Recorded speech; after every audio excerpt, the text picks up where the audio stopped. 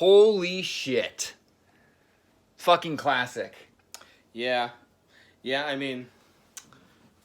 Oh, yeah. Kelly Betts, Tim the Bone Man, No Coast, King of the Dot. Rone versus Charron, which I don't know why that didn't happen like 5 years ago. But yeah, it was a great battle. Like you said, the 5 years ago thing is like sometimes these long time coming matches happen, and you're like, oh, it should have happened back then. Yeah. But this was like, as soon as the first round kicked off, like you believed that I could see Rone being pissed a decade ago. I could see Rone watching Charron come out and having issue and like taking notes and for 10 years being like, that's that other white dude, you know? That stole my name. Yeah, there's that guy that stole my name. There's that guy that's kind of doing my angle, and someday I'll get him, and he never let go of it. You know, Rone is a mean person. Yeah. Like, I bet he was a bully in high school. Like, he was bullying him, and it's genius. Yeah, man. It was best Rone performance. Best Rone performance I've ever seen as well. Best Rone performance. So 3-0 body, 3-0 Rone, hard sure. body, hard to watch but beautiful. Yeah, it's Rone just convinces you to hate Charron. And Charron is doing his thing, and he started stronger, and it just got weaker as he got pummeled. And he's a great battler, but it's just cheap. It's cheap angles. It's cheap lines, and even his third round was like Charron like 6 years ago, where it was just like gay jokes and like he said like I'm awkwardly having sex with this girl over here in my bars, and it was real corny. It was corny Charron. Yeah, and his third culminates with like fuck you for this and fuck you for that and fuck you for this other thing, but especially fuck you, and it literally is just a list of fuck yous. Literally. That's what the framework of the bars were. And Rone just did this other fucking thing. It's like so much more elaborately constructed. So many angles that work together so well, but are kind of under this one umbrella. Like, yeah, without getting too into it, I guess I'll just say, like, Rone's third round was about Charron having autism.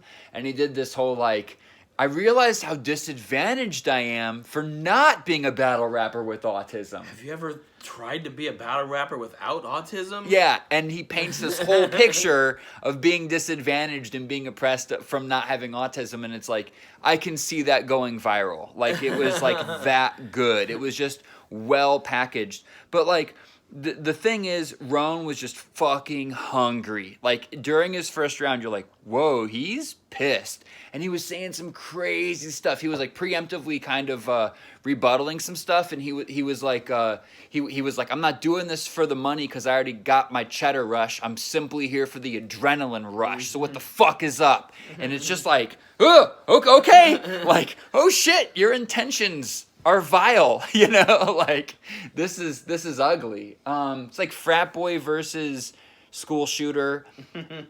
Neither of them are the kind of guy that we would hang out with, you know. Like, I know that it's easy to be like, oh, white guys in battle rap or whatever, but like I've met Rone, we got along. He's cool for sure. Like, he's easy to get along with, and he's an amicable person.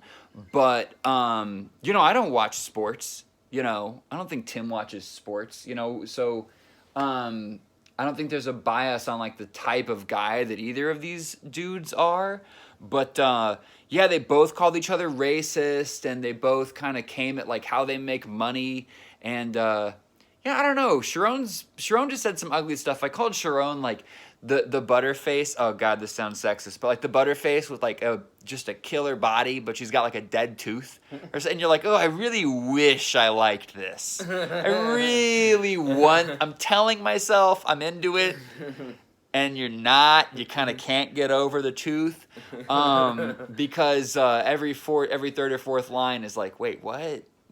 Really? Really? Oh, that was another Nazi joke. Okay. Yeah, just like some bad stuff. Oh, I was gonna say like, Charron's like calling himself a millionaire because he like works for HVAC, and like HVAC's a fucking pyramid scheme. Like, you guys, like, don't buy it. Like, don't buy the hype. Don't fucking sign on to Charron's companies or whatever. It's fucking terrible. Dude, that was a classic. It went exactly how I expected it to be. Like, Charron did what Charron does. I have to say, I think that was Charron is as good as he gets, and it still doesn't stand up to Rone doing the best he ever has. You know what I was gonna say Rone did really differently was he like wasn't looking at the floor. Like, it always seems like he's just memorized his material.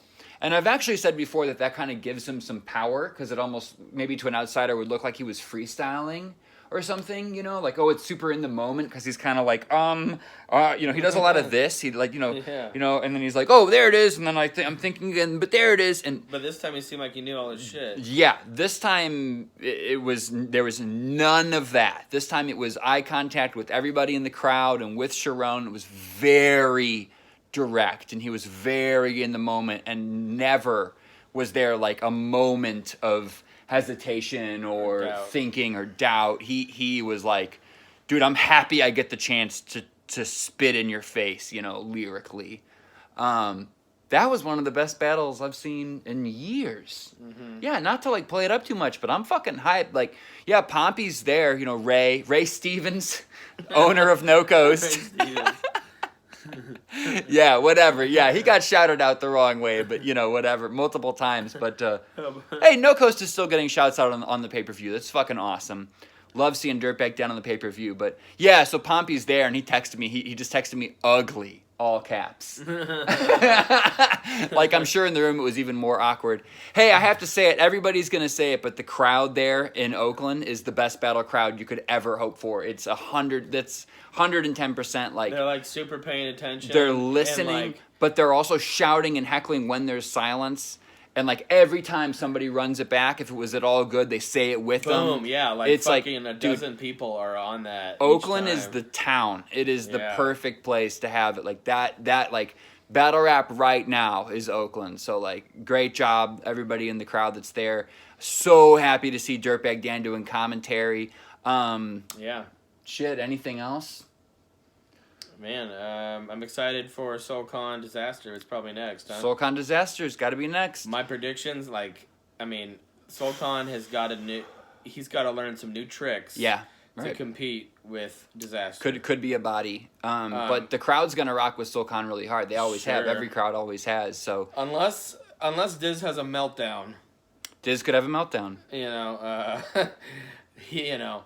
It's like a nuclear reactor. Like it could just explode and be a giant, or it could just like melt down and kill everybody. This could be it could be a disaster. You don't know what's gonna happen.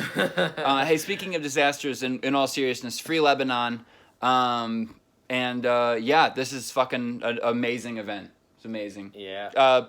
Get the pay-per-view. It's pricey, but it's worth it. $50. Team up with a friend. Buy it. See the battles now. You can still watch them even if it's not live. One of the best cards in ages. In so long. It's classic shit. Shouts out Lush One. Everybody on the team. Peace.